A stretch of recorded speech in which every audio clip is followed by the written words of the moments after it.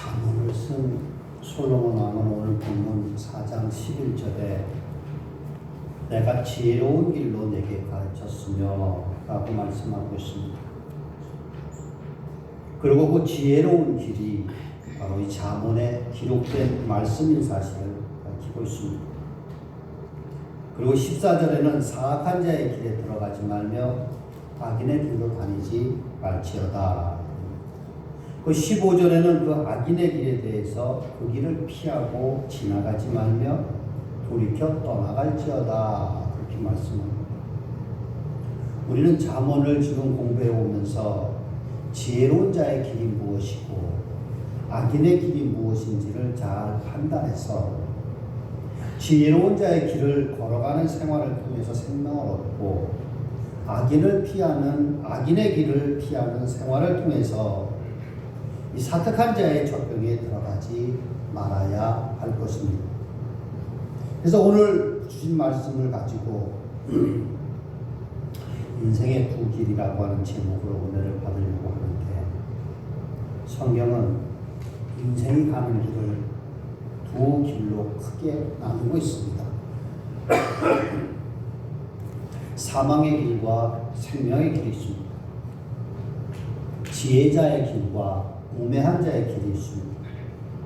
좁은 길과 넓은 길이 있습니다. 삶의 길과 죽음의 길이 있습니다. 천국의 길과 지옥의 길이 있습니다. 이러한 길들이 여러 가지 갈래로 갈라지는 것처럼 보이지만 사실은 두 길이죠. 인생에게는 사망의 길과 생명의 길 두 길밖에 없습니다. 이 길은 하나님께서 인생에게 보이신 길이고, 인생은 누구든지 이 두 길 중에 어느 길인가는 걸어가고 있습니다.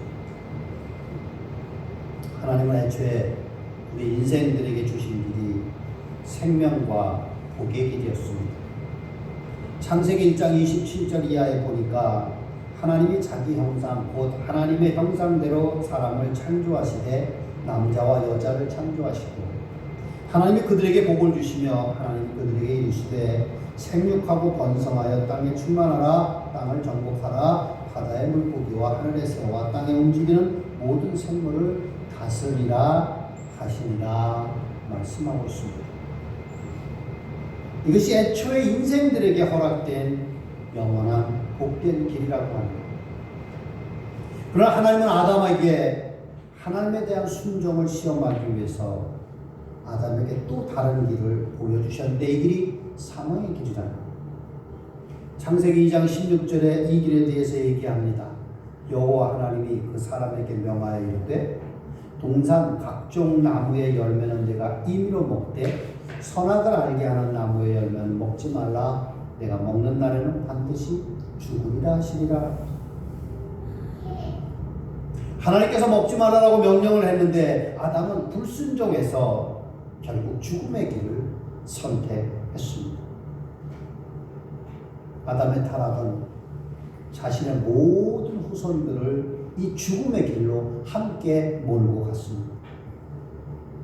로마서 5장 12절에 보니까 그러므로 한 사람으로 말미암아 죄가 세상에 들어오고 죄로 말미암아 사망이 들어왔나니 이와 같이 모든 사람의 죄를 지었으므로 사망이 모든 사람에게 이르렀느니라. 자, 한 사람 누구로 말미암았어요? 아담으로 말미암았어요. 무엇이 들어왔어요? 죄가 들어왔어요. 그 죄가 우리들에게 무엇을 주었어요? 사망을 주었어요.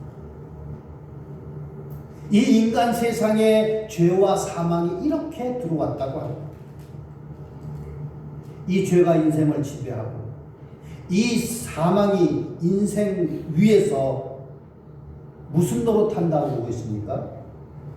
왕노릇.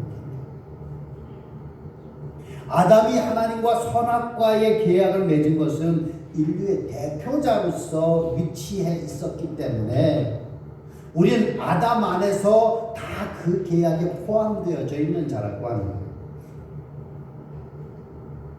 아담이 우리 모두를 대표해서 계약합니다. 뭐 정확한 비유라고 얘기하기는 그렇지만 어느 가정의 가장인 아버지가 집을 담보해서 은행에서 융자를 받았을 때와 비슷해요.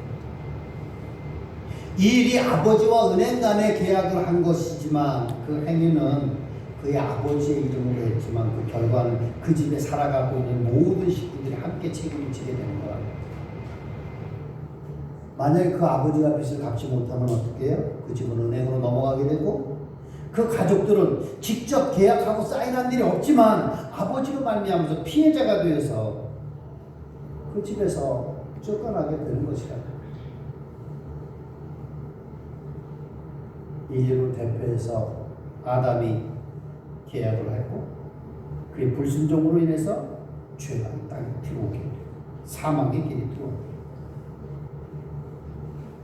이렇게 된 인생들에게는 이제 아무런 소망도 바라볼 것이 없었어요.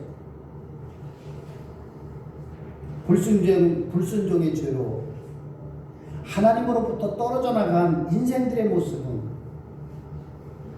어떤 모습이었을까? 로마서 3장 10절 이하에 의인은 없나니 하나도 없다라고 합니다. 뿐만 아니라 율법의 행위로 하나님 앞에 의롭다 하심을 얻을 육체가 없다 그러고 있습니다. 이 땅에 의인이 하나도 없어. 구원받을 자가 하나도 없어.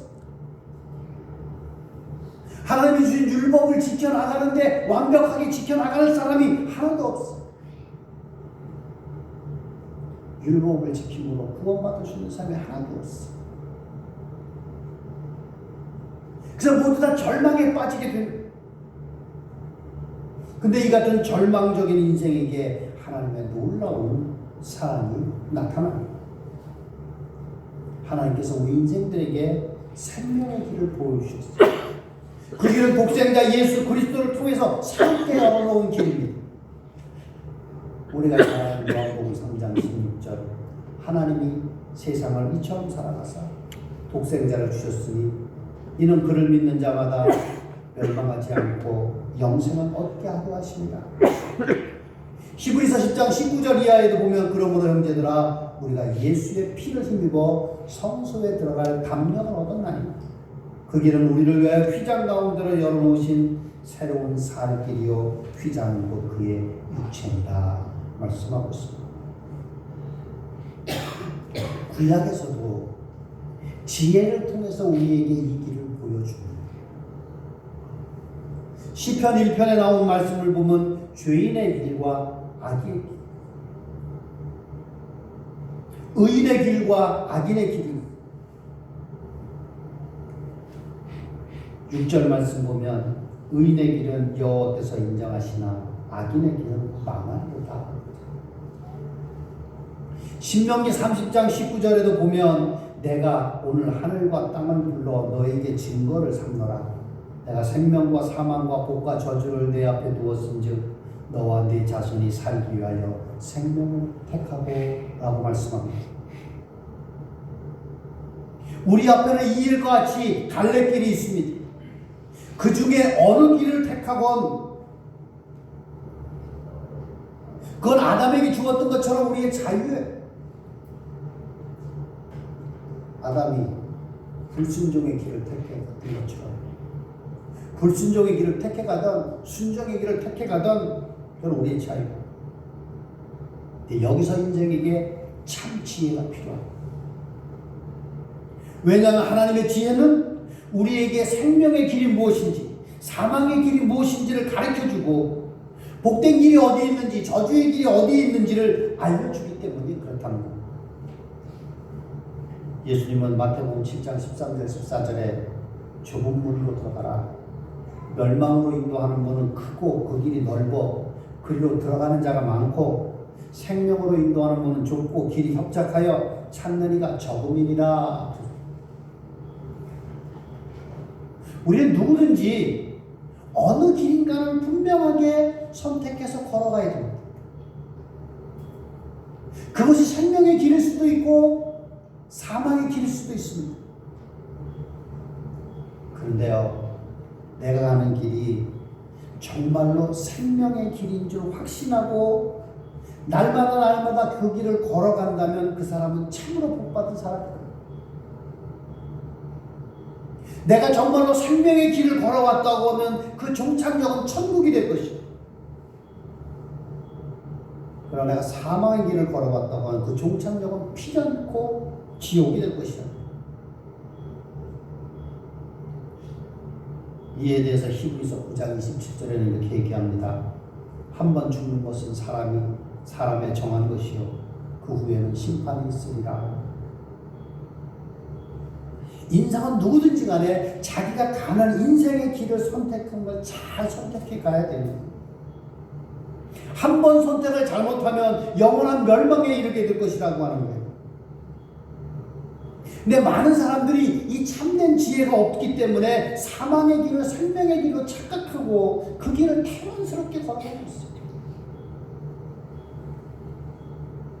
내가 분명 사망의 길을 걸어가면서도 태연스럽게 걸어가야 돼. 잠시 후에 멸망이 있는 것이 멸망의 지점에 도착하는데도 모르고 태연하게 걸어가.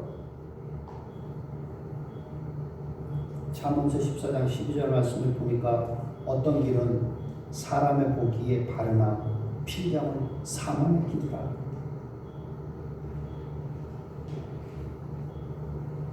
그러나 생명의 길과 사망의 길, 복의 길과 저주의 길,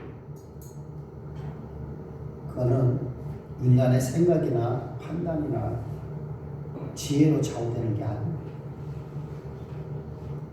어느 길이 생명의 길이고 어느 길이 사망의 길인지는 오직 하나님의 지혜로만 판단할 수 있기 때문에 우리는 그 하나님의 지혜를 얻어야 된다.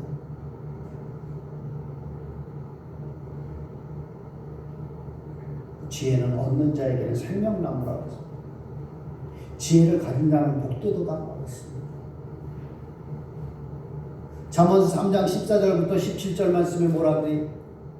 이는 지혜를 얻는 것이 은을 얻는 것보다 나아 그 이익이 정금보다 나음이니라.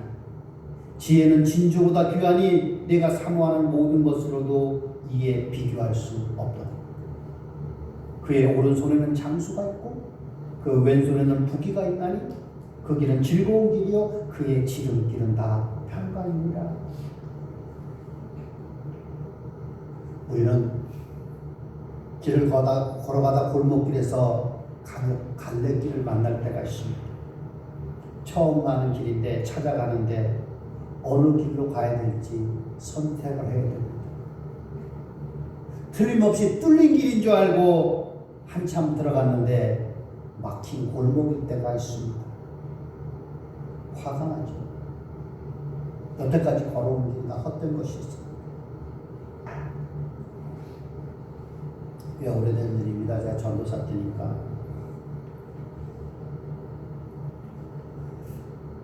밤에 영등포에서요 서대문을 가는데 안양 쪽에서 서대문 쪽으로 가는 차인 줄 알고 번호가 딱 있길래 급하게 올라탔습니다.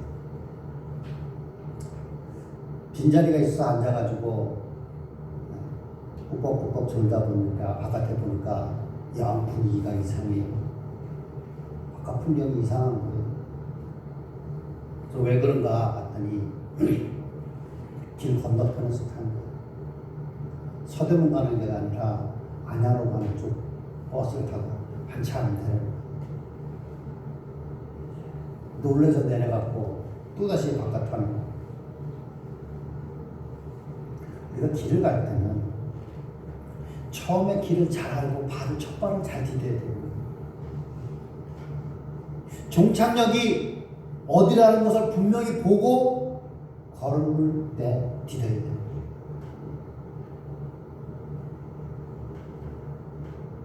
가끔 지하철을 타면요 처음부터 양쪽에 가는 방향이 다 이렇게 올라가는 그런 곳이 있어요. 환승역에 가보면요 가운데서 양쪽으로 이쪽은 반대쪽으로 가는 그러면서 헷갈리기 쉽더라고요. 분명히 가는 것을 보고 타요. 장사에 경험이 없는 사람들이요 눈앞에 있는 이익만 쫓아가다가 본전까지 다 털어버렸어. 근데 이 지혜서를 쓴 솔로몬 왕이 자기 아들에게 지혜를 가르치는 일에 무척 힘을 썼어. 왜 힘을 써서 그것을 가르치려고 했을까? 왕위를 계승해 주는 거 힘쓸 필요 없습니다. 왕의 아들 왕자가 왕위를 이어가는 거니까. 자기 집 재산을 유산으로 받는 일도 별로 힘쓸 것 없습니다. 당연히 유산으로 오는 거예요. 그러나 지혜는 유산도 아니고 계승으로 얻어지는 왕처럼 얻어지는 것도 아닙니다. 자녀에게 주기 위해서 부모들이 힘써야 될 것은 뭐냐? 하나님의 지혜라고 하는 겁니다. 수시로 이 지혜의 말씀을 들려주고 마음판에 새기도록 교훈을 주어야 됩니다. 오늘 5절을 보면 지혜를 얻으며 명철을 얻으라.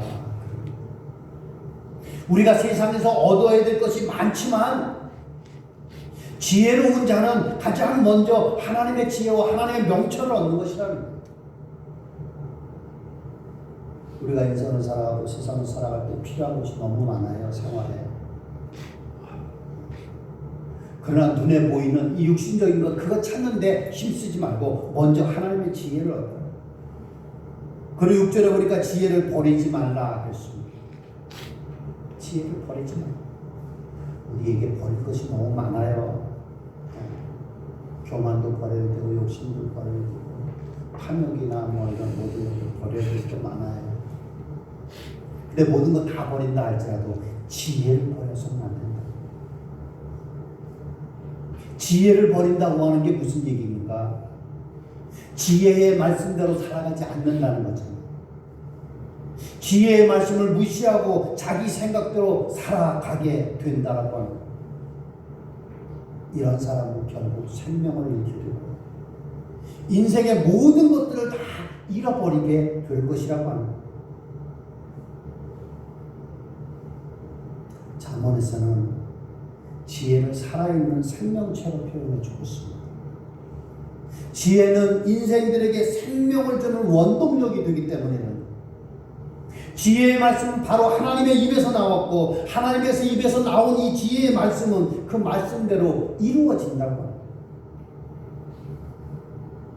그래서 6절에 보면 지혜를 버리지 말라. 그가 너를 보호하리라. 사람이 지혜를 버리지 않고 그 지혜와 함께하면 그 지혜가 그 사람을 끝까지 지키고 보호해 주신다는 거예요.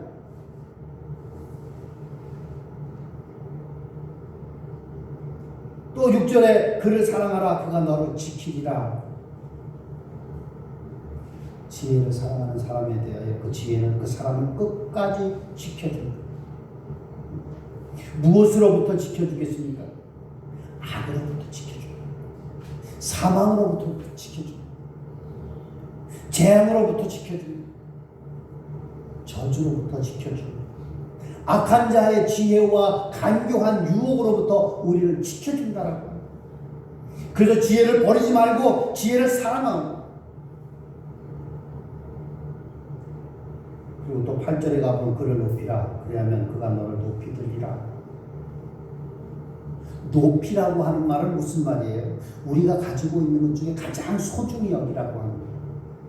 그러면 지혜가 우리를 높이 들어주신다라고 얘기합니다.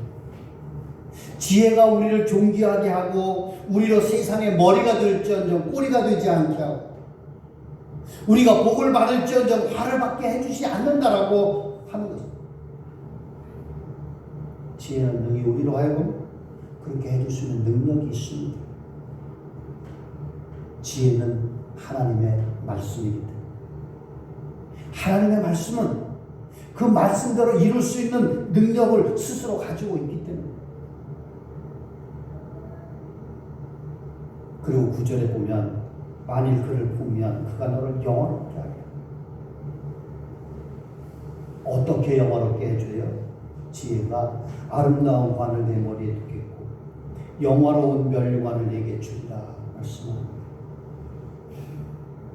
이처럼 지혜는 어디서든지 그 지혜를 가진 자에게 말할 수 없는 유익을 안겨주는 그러한 능력이 있습니다. 지혜는 우리를 인도할 때 정직한 첩경으로 인도하면서 다닐 때마다 우리의 발걸음이 곤란하지 않도록 안전하게 해주시고 실족함이 없도록 보살펴준다라고 말씀하고 있습니다. 그러므로 성경에서 가르치는 훈계를 굳게 잡아 놓치지 말도록 하라고 말씀하고 있습니다. 지혜는 곧 성경에서 우리를 훈계하시는 하나님의 말씀이기 때문에 악인의 길에 대해서 16절, 17절에 또 우리에게 경고를 하고 있습니다. 그들은 악을 행하지 못하면 자지 못하며 사람을 넘어뜨리지 못하면 잠이 오지 아니하며 불의의 떡을 먹으며 강포의 술을 마시니라. 이것이 마귀가 파놓은 악인의 길입니다. 우리가 지혜의 가르침을 듣지 아니하고 지혜를 버리면 바로 이런 길을 걷게 되고 결국은 멸망의 함정에 빠지게 된다는 것. 그래서 14절에 말씀하잖아요. 사악한 자의 길에 들어가지 말며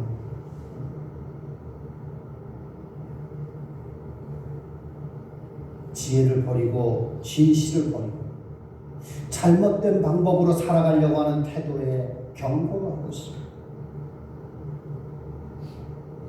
악한 길로 가면 안 돼요. 악한 길로 가지 말라. 근데 이 악한 길이라는 건 어디든지 있더라는 거예요. 근데 그 길은 멸망의 함정이 파여져 있어. 그 길로 가다는 언제 그 구덩이에 빠질지 모른다. 그 15절에 말씀합니다. 그 길을 피하고 지나가지 말며 돌이켜 떠나라. 그 길을 피하고 지나가지 마라. 아무리 돈 생기는 방법이 있다고 해도 그 길로 지나가지 마라. 아무리 네가 호강할 수 있다는 유혹이 있다 해도 그 길을 피하라. 돌이켜 떠나가라. 악한 길을 떠나라고 말씀하고 있습니다.